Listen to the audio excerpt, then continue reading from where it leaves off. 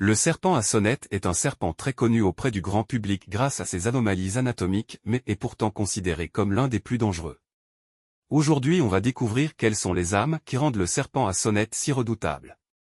Il existe 41 espèces appartenant à la famille des serpents à sonnette qui se rencontrent surtout en Amérique. On le désigne souvent, dans le langage courant, comme « serpent à sonnette », en raison de son bruiteur imparfaitement fixé présent chez toutes les espèces du genre Crotal, excepté chez une espèce. Ces anneaux proviennent de l'épiderme de l'extrémité de la queue qui ne se détache pas à chaque mue. Il ne peut d'entendre lui-même le son qu'il produit, comme tous les serpents, il est sourd. Il est considéré comme l'un des serpents les plus dangereux du monde.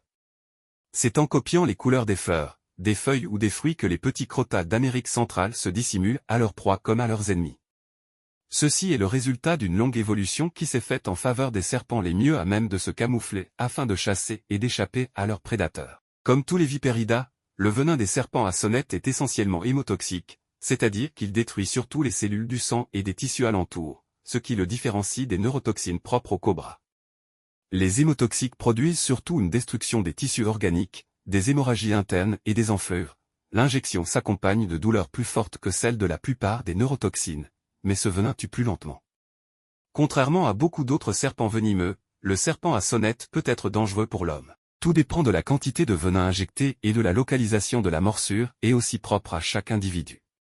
Les symptômes peuvent varier allant de douleurs intenses en passant par de vomissements, des engourdissements et même entraîner la mort. La quantité de venin injecté par la morsure d'un serpent à sonnette varie de 50 mg, de masse sèche, pour les plus petits sujets, à plus de 400 mg pour les espèces de taille moyenne et plus de 1000 mg pour les plus grandes espèces, comme le crotal diamantin ou le crotal du Texas. Les espèces de serpents de taille moyenne possèdent dans leur glande parotide suffisamment de venin pour tuer entre 3000 et 5000 souris. Ces chiffres dépendent bien sûr de la composition du venin.